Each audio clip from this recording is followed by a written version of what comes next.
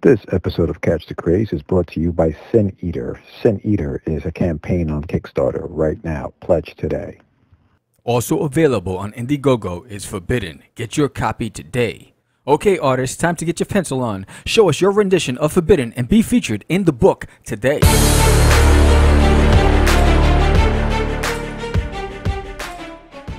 Welcome to the Craze in 10 or less. This is the show where I give it to you in 10 minutes or under, and if I don't,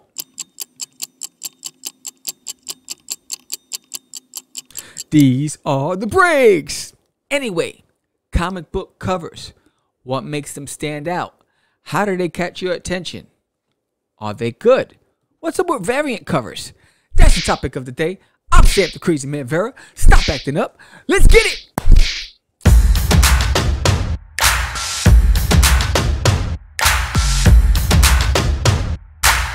Anyway, first I'd like to acknowledge our sponsor, Sin Eater on Kickstarter. Sin Eater is one of our sponsors and sponsored multiple shows on Catch the Craze. Actually sponsored 2 episodes of Catch the Craze, 2 episodes of What's in the Box, and 2 episodes of The Craze in 10 or Less.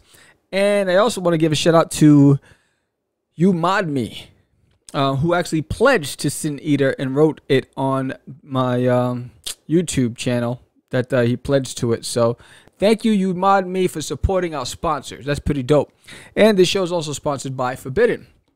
And if you don't know, I have an Indiegogo. Indiegogo is putting me to work. You know, I was successful on Kickstarter. Indiegogo is giving me a run for my money. But I need you. So if you can help out and support Forbidden. Currently on Indiegogo, you can see this Forbidden here. These covers, this logo is the old cover logo. Those logos don't exist anymore. There's a new logo on Forbidden. And so I need your support. We got 21 days left. If you can go on today, if you're watching this show, show some love. And if you pledge today, give me a thumbs up. I truly appreciate it. And for everybody who pledges at $25 or more, you're going to get an exclusive pinup that's not available as a perk. That's not available on this Kickstarter. That's actually the cover for the trade paperback. But you're going to get the free pinup no matter where you pledge. It's not in the perk, but it's going to be thrown in. So anyway, forget about that. No, don't forget about it. Go pledge. But remember, give me a thumbs up if you do. So covers. I want to talk about covers today. So there's a lot of crowdfunding out there. There's a lot of Kickstarters out there. There's a lot of Indiegogos. Everyone's doing a crowdfunding. And what I see is that a lot of the indie creators are doing multiple covers. And they're getting featured covers and people to come on and do features. I think that's pretty dope. But so then it dawned on me, what makes a good cover? So I'm going to show several covers, old and new, and some Kickstarter covers that I pulled up. And we're just going to talk about the covers and, you know, what story does it convey to you? You know, does it capture your attention? So let me go here and let's go to covers and unleash the beast. All right, so I'm going to pause this here. So this is The Last Ronin, Teenage Mutant Ninja Turtles. If you don't know the Turtles, you don't know Turtles. Anyway, if you don't know the Turtles, you've been hiding under a shell. This cover here, The Last Ronin. I wish I had wrote down all the artists who did it, but sorry guys, but you know who you did it because you're on IDW doing the Turtles. You're kicking butt. That's a powerful cover. Why is that a powerful cover?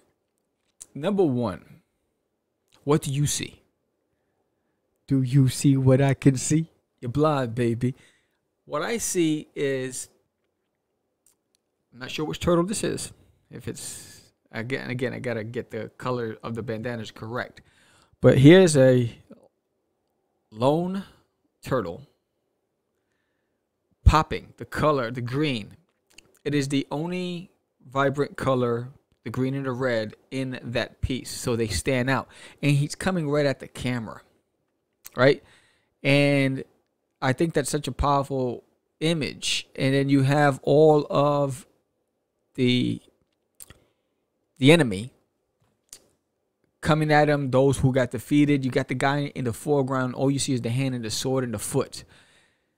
That's just a great scene. You got one guy in hot pursuit, a few guys on the ground like, damn, we're going to need a bigger ship. And that's definitely going to make me want to pick it up on the shelf. you know, when I'm walking by at the comic shop, and that's exactly what I did. So I picked it up because it's such a beautiful piece. So you have to ask yourself, what was the creative process behind doing the cover? Did the artist have carte blanche, or was there some developmental notes by the creative team and saying, this is what we want to convey in this cover, can you capture that? Right? So that was that cover. I thought that did pretty cool. So here is another turtle cover. Sam, what's up with you and turtles? I don't know. Stop acting up. I have a fetish. You know, nobody's supposed to know that stuff, but you asked, so I had to tell you. But just make sure nobody knows. Anyway, so look at this one. Right? They're coming out of dark. Coming out of the dark. I finally see the light shining down on me. So they're coming out of the dark, and you know, it looks like they're leaping down from the top of a building. They're getting ready to turn the corner. He's checking to see if the enemy is near. They're getting ready. They seem determined, but yet apprehensive, because if you look at the one turtle's eyes, he's like, oh man, I just want to get home and have a slice of pizza. Cowabunga. But I love the play on the lighting, right? So it starts off like pastels and dark tones in the background, and as you get closer and closer, it gets more and more vibrant. The colorist did his thing. I think this is a really strong piece as well. What do you think? What are your thoughts? Again, I just pulled a few covers. There's no more turtles, all right? Stop acting up. So I went back in time to Battle Chasers and Joe Mad, and this, I chose this piece of all the pieces he's done, you know, issue 4, because there's a lot of his covers have a lot of big mechanoids and all these, you know, big armor and all that stuff. But what I liked about this cover is it shows that he is mastering the elements, that he's some sort of wizard, and he is getting ready to fight. And he's using his staff to challenge nature's, the waters, right? And the lighting, the colors, the effects, the waves. I just thought this was a strong piece in itself. You know, of all the covers that he's done, this is one that sticks out to me. Because a lot of them, there's a lot of stuff going on, and this is just centered on that one guy, but you can see how powerful he is, and he's determined to kick some petunia. Don't kick my petunia because I'm getting brittle as I get older, but he's ready to do some damage. So I thought this was a really good cover. What are your thoughts? Let's see, what next? Beowulf. So we just had, man, I gotta remember everybody's name. Grant Larkin, I believe it is. We just had on the show for Beowulf, and why I thought this cover was cool is because without knowing the book, because we never read the book. And speaking of that, if you're watching, you said go to the site, sign up for the free one, and then get an email. Never happened. Never happened. So anyway, what it looks like is somebody caught between two worlds, right? And it looks like the wife is checking on up. And, you know, the cat is there staring at him. He's there. He's got a knight's helmet on. He's got that sword. He's sitting on the couch having his big old Viking beer. She's worried about him. It just seems like someone's caught between two worlds, reality and fantasy. And that's just me looking from an outside perspective. So it makes me want to say, let's pick it up. And I love the subtlety of the colors. It isn't your typical, this is more of an alternative comic book cover that I would normally see. Not your typical mainstream comic book cover, which is why I like it. I thought it was a strong piece and I wanted to use it. And if you didn't see that episode with Grant Larkin, go check it out. We just interviewed him on Catch the Craze. He has a Kickstarter going, or Indiegogo, one of the two. But the link is in the video. So Confederate Monsters, and we just had Dave Schwartz on the show as well. So check out that video. So look at this freaking cover. The cover is killer. I mean, the colors. The logo is the bomb. This guy's definitely a master of design, right? Desktop design, publishing, graphic design. This guy has a great eye for font usage, colors, tones, lighting, and he does it all himself. And I like this cover because what it shows is the guy in the foreground. You can see he's torn. Then you see the one directly behind him, what is going to happen. It's like it's a dark side. Then you see the guy with the glasses and then the guy with the hat. You can see they have ulterior motives, right? So everything centers on the guy in the foreground. So it's like, you know, he's caught in the middle of this crazy triangle of deception and doom and gloom. And just by looking at the cover, and I've read the first issue and actually pledged to this one. And because I wanted all 3 books, I only read he sent us issue 1. I want all 3. That's how good it is. But that cover, I mean, just in itself, it just looks vintage. The way he made the jacket for the cover look, you know, the colors, everything about it just stands out to me, and I love it. I love the way they're coming out of the circle. Really, really strong piece. And then Spawn. Nobody does covers like Toddy does covers. I'm just saying. From Spider-Man to Spawn, Toddy does just some crazy stuff. And this was the Spawn 100 cover, the 100th issue. And the way Spawn is just like coming over the 100 with his chains and his traditional Spawn cross hatching look. Whoever colors this they always kill it with the Spawn covers. And I just thought this was powerful because it pops. It almost looks 3D, especially the way it's coming through the logo. Really tight, really strong. You know, you can see that they place the logo and then they erase the area where they're going to have the cloak collar coming off. You know, so man, he did his thing. I didn't even know how to speak anymore, but he did his thing. And then I believe this is Excellence. This is also on Kickstarter right now, killing it. I don't know, thousands. I guess it gets like 17 days left or whatever, but they exceeded their goal. They're killing it. But I like this cover.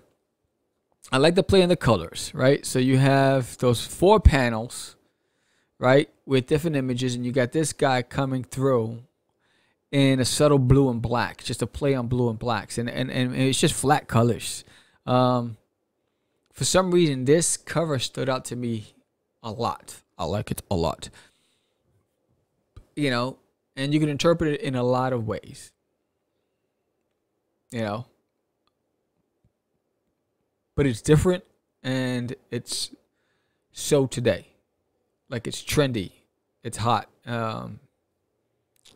I dig it. I dig it.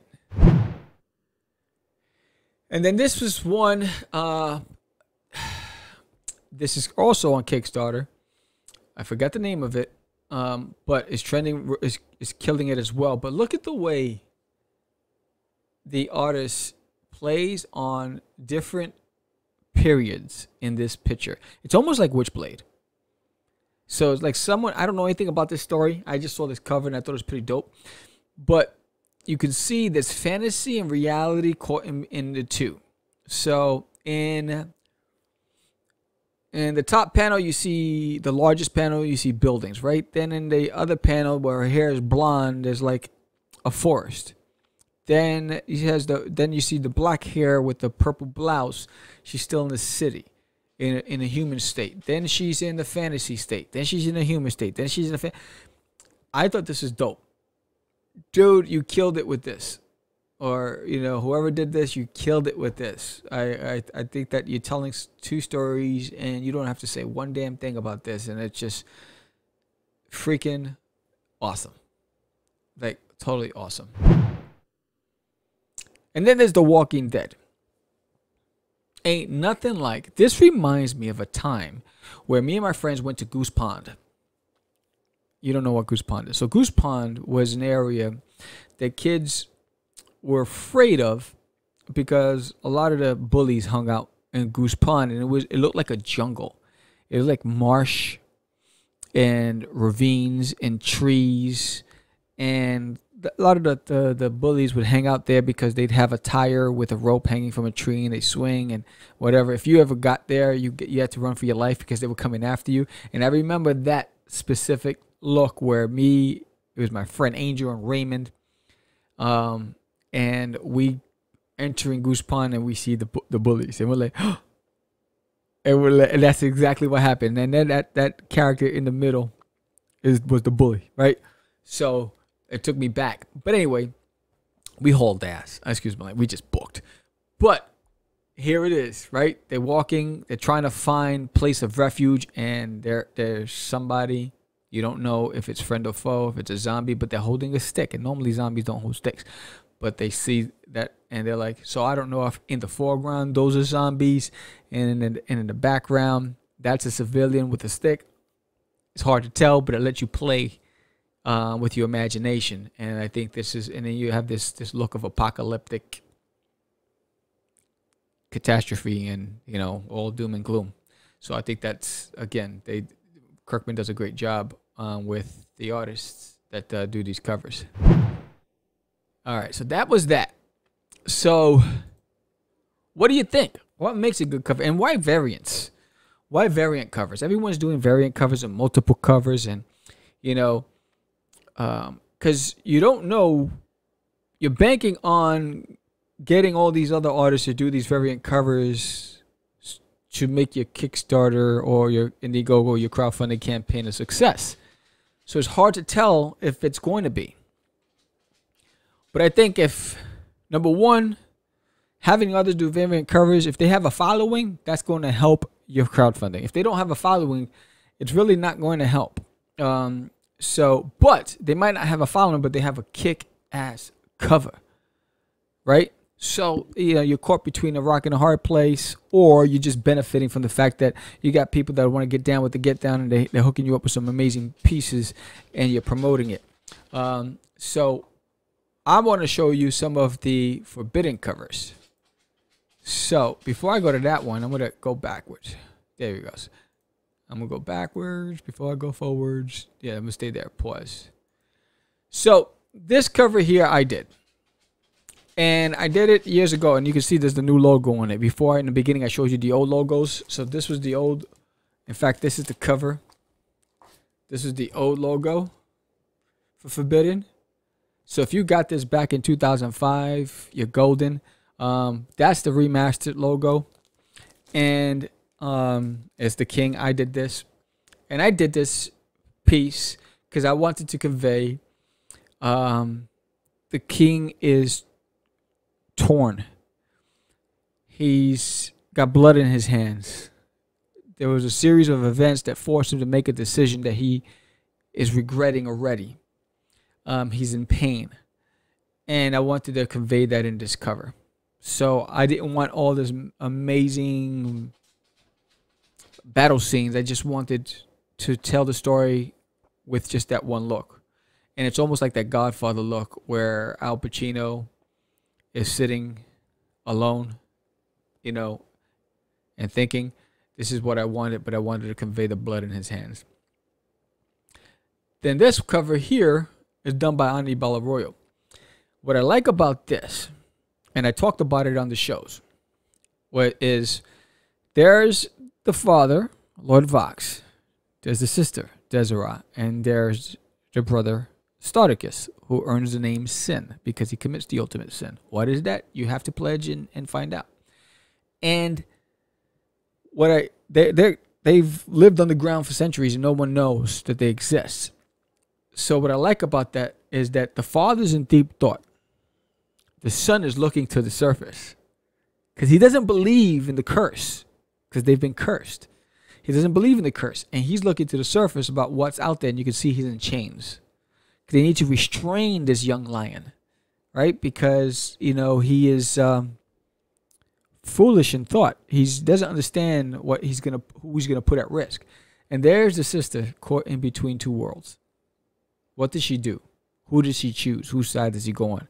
And then you have the surface, and then you have the trees with no leaves, and it's almost as if whatever decision happens, it might not be a good one, right? And I think Anibal did a great job with this, and I love the fact that you see this story here. Then this is this cover, and this is done by David Quiles, and David Quiles loves drawing a lot of women. What I like about this is that you have the king alone with his concubines, and the burden of leadership always rests on one's shoulders. I mean, to have to protect an entire community from total destruction and annihilation, and always be on guard. It's not an easy task to be, to deal with. So I like this because you see them, they're in the dark. There's the king alone, and although he has those women there, he doesn't seem happy. And if you've been living with a curse, would you be happy? So I really like this piece by David. This was a variant cover David did. And David just has a great knack for illustrating. So here is the cover for the trade paperback.